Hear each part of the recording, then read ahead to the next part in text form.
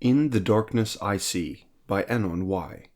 Chapter 4 Meditations on Art. Part 4.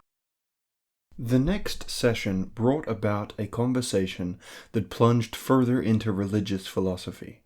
Tommy was rather disturbed by the facts of universalizing religions, transposed by generational echoing. Predictably, he primarily focused on the multi-tool Christian doctrine.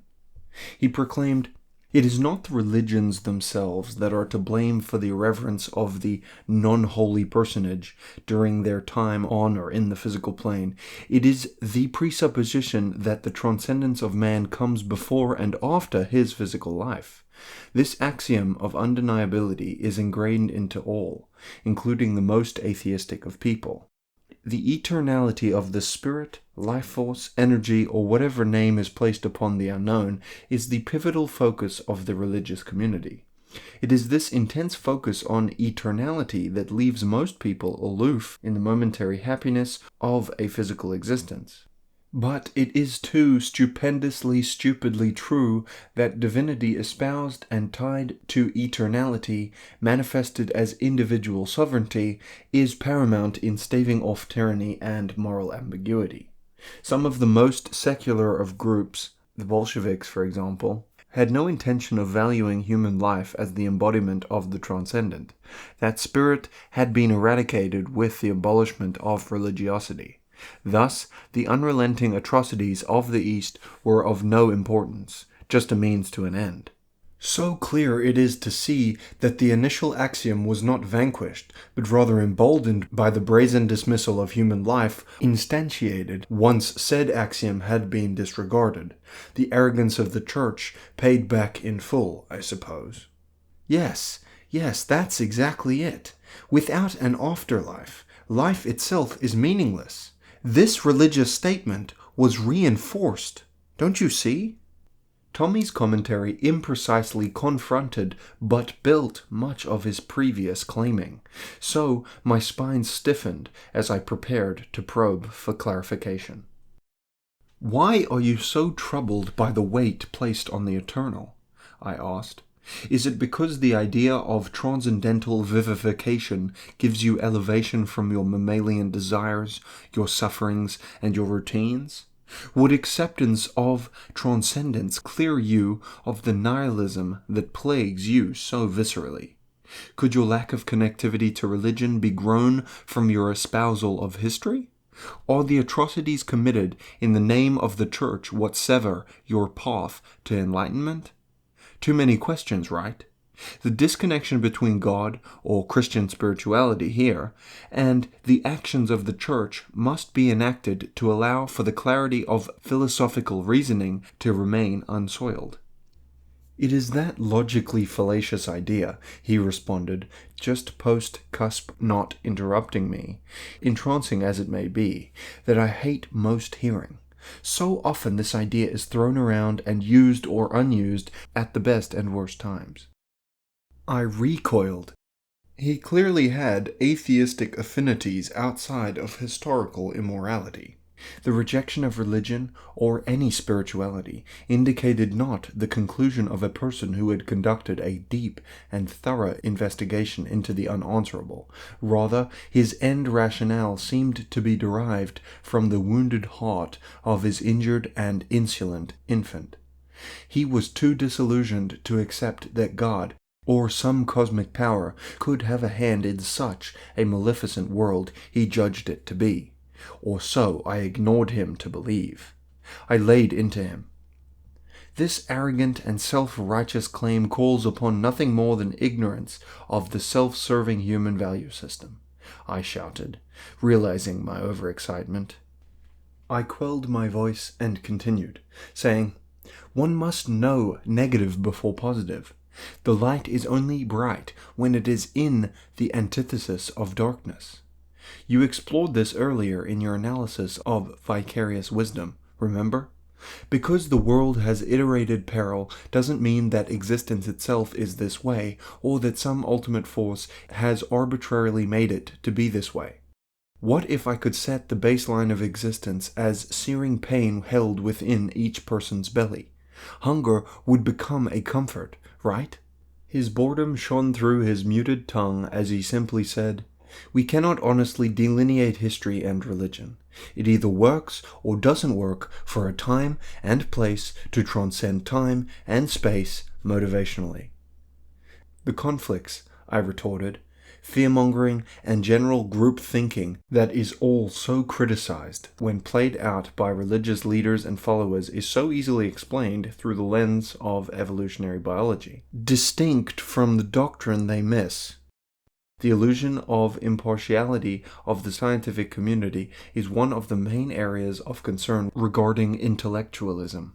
If we evolved from a primal hominid, and this hominid evolved from an ape-like species, then tribalism and aggression seem to be obvious and acceptable patterns that arise from our vestigial neurobiology.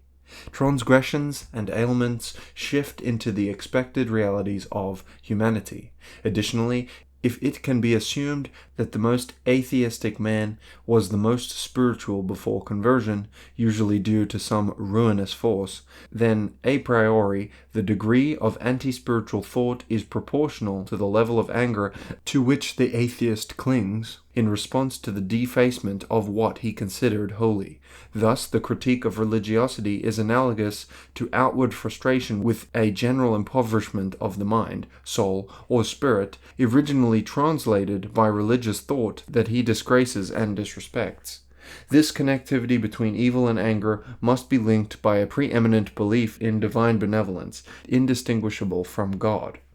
With a sharp disdain for my disagreement, Tommy remarked, "It is the love that I have lost that drives me to identifying with the indifference of the universe."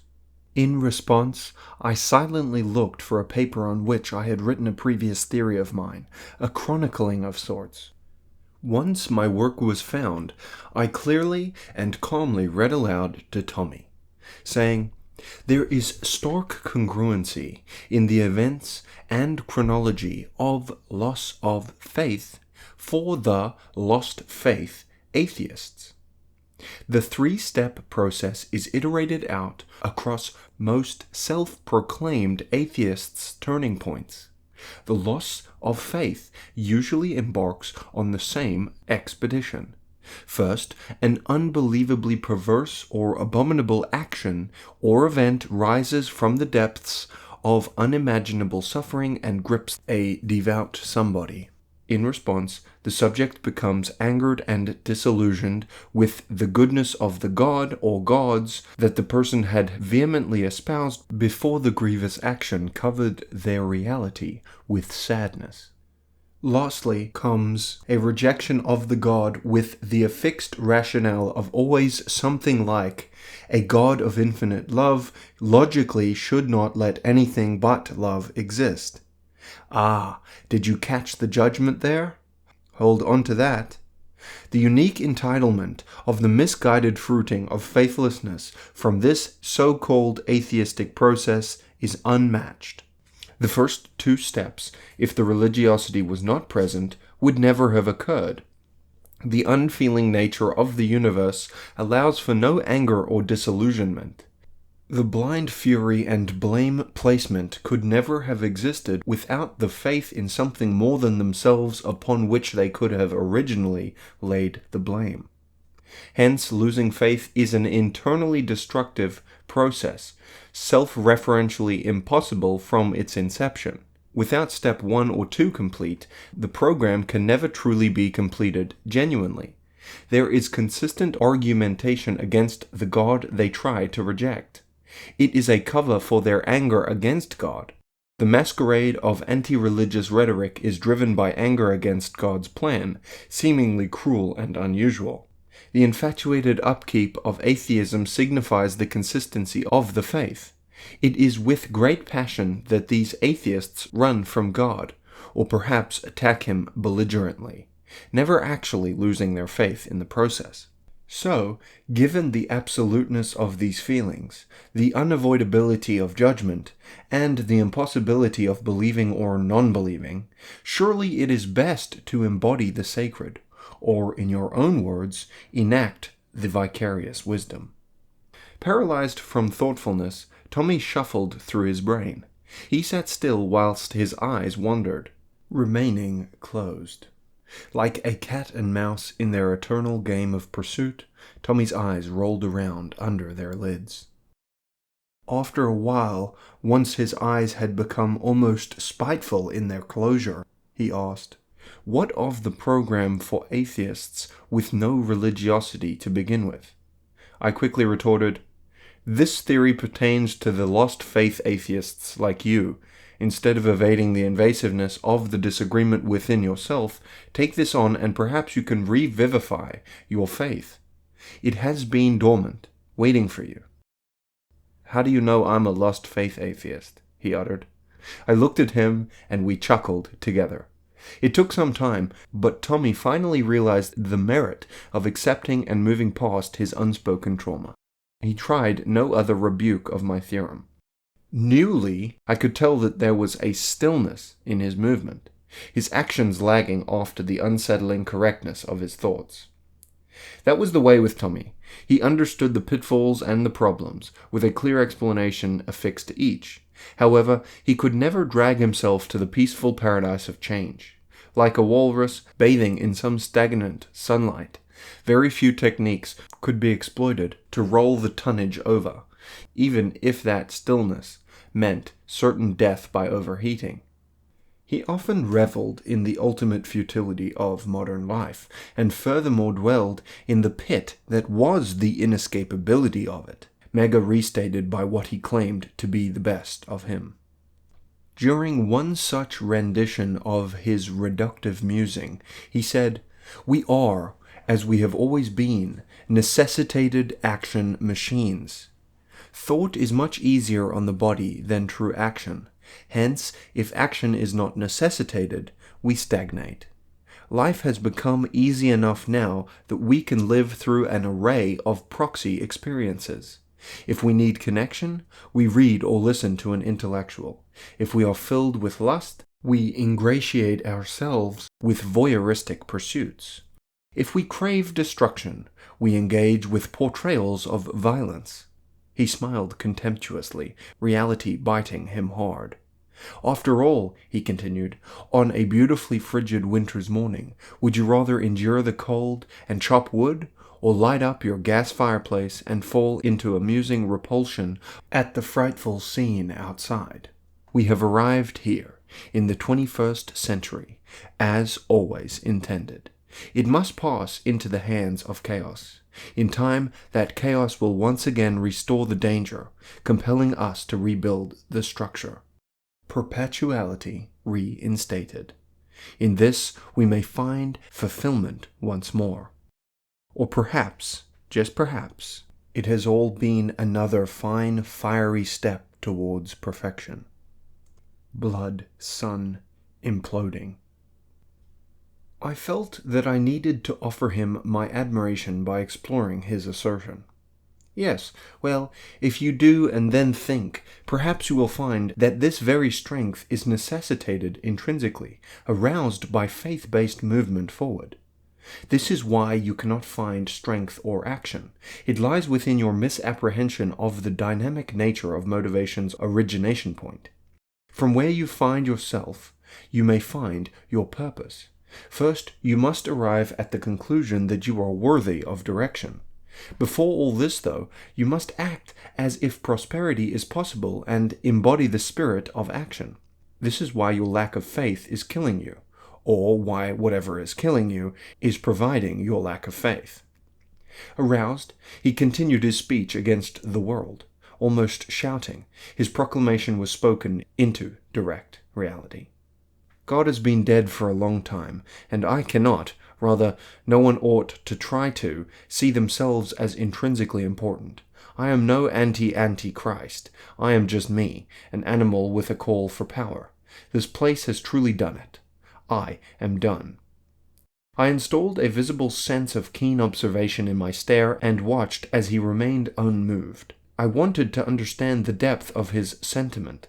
I knew that my glaring objection, funneled through my gaze, was to thoroughly inspect his commitment and adherence to such a terminal tirade. If he quivered or begged for a chance at recapitulation, I knew that his revulsion had been a shallow breech outburst. He remained steadfast and stared back in anguish-filled anger. It was as if Tommy, mirror staring me down, was actually standing in front of some door between oblivion and harmony. Tommy carelessly spun that door's key around his finger, the fragile twine stripping away with each turn, seemingly leaving me to be just a witness.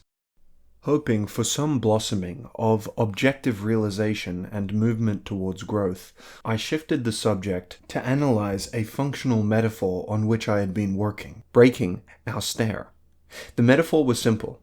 It was a representation of consciousness as an inanimate viewing port. Glasses, perhaps.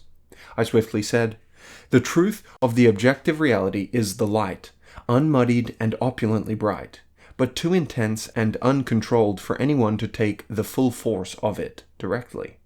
This objective light allows for no misinterpretations or malformations. Raw and totally true it is. Here we may introduce a set of perspective glasses, and this is what makes them up. A person's sensitivity is the translucency. This clear or tinted lens is the least potent portion of the structure, defined by the mundane presets of endocrinology and neurobiology within each person. The lens's structure, manifested as refraction, is where personal identity and nuance becomes apparent. This characteristic controls how the light is distorted and fits into a framework of functionality. This fit is the emotional or moral interpretation of the objective truth.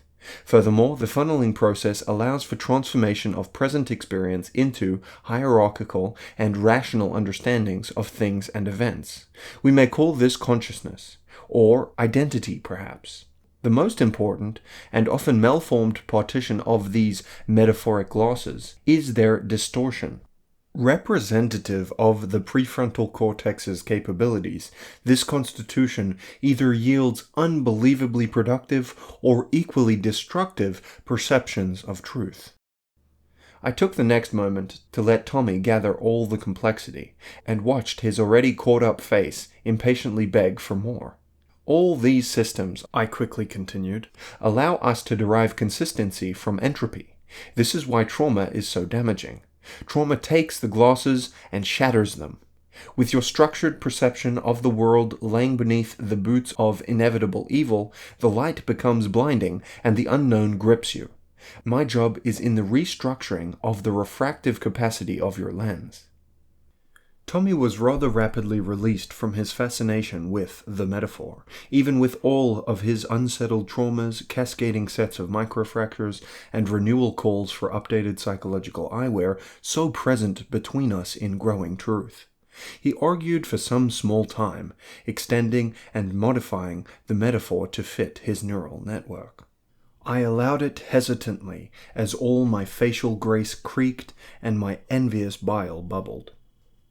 Our time eventually dried up once again, and he was off, his mind racing with dynamism, applied so callously well. I knew that my analytic tool had helped Tommy to simplify the basic concepts of therapeutic aid into a memorable physical object, allowing for his pragmatic emboldening against the demons that awaited his isolation. And so I forced a smile for a while after he had left, attempting to convince myself that I was indeed not awfully falsely happy. Predictably, 5 minutes after leaving, Tommy charged back into my office. This next mini-session was marked by disagreement. Before, Tommy had wandered out of my office, with his eyes darting around, fluttering with possibility. Now, though, his eyes were fury red. "If objectivity is such a prosperous light," Tommy yelled, embroiled in something more than us, "then why has it cursed me into isolation? It caused the removal of friendships, viewing them through a physiological framework. I have focused on only one thing, comparatively undercutting someone else's or raising my own stature in all the competence hierarchies. How could this be a good thing? This clarity of mind and objective lens, limited in tint and refraction, has caused me such fine misery in desolation. Alone? But at least I know why? Is that what you want?" With my temper hot and frustration clear, I yelled back, hastily clarifying, "Firstly, I don't want anything from you per se. I wish to help you in mending your own problems by empowering you to solve them earnestly. If what I have said has made you view your past with clarity, then all the better for you, right? The metaphor is a tool. Use it correctly. You have crafted a faulty set of specs. I will not have you lie to me and say that the erasure of kinship you underwent was a practice in objectivity. Everything you have done has been through a maliciously pernicious refractive index. All objectivity lost in the translation. I cannot believe you have the gall to barge back into my place of work and, with no grace or foresight, claim objectively caused isolation. Use your head. Your objectivity is misguided, and therefore is no objectivity at all. You disregarded those friends because you didn't fit into the megalomaniacal structure that you pre-constructed in a manner befitting your inflated self-importance. You ran from them, Tommy. It is not the landscape that troubles you, but rather the lack of ability to march within its borders. You have cost yourself from your own graces." After I had finished my defense, Tommy stormed out with most of his angst remaining. Like a child confined to a crib, he was trapped within the truth. He wasn't aggravated with me, but rather with the fact that he had shared too much with me. It was becoming clearer to him that there was no longer an avenue for escape through the manipulation of truth. I had gotten to know Tommy from the ground up, so he could no longer hide from me. Inescapable growth was coming. I anxiously awaited the productivity that lay ahead of us. 6 or 7 minutes later, after making sure of Tommy's leaving's actuality, I packed and locked up.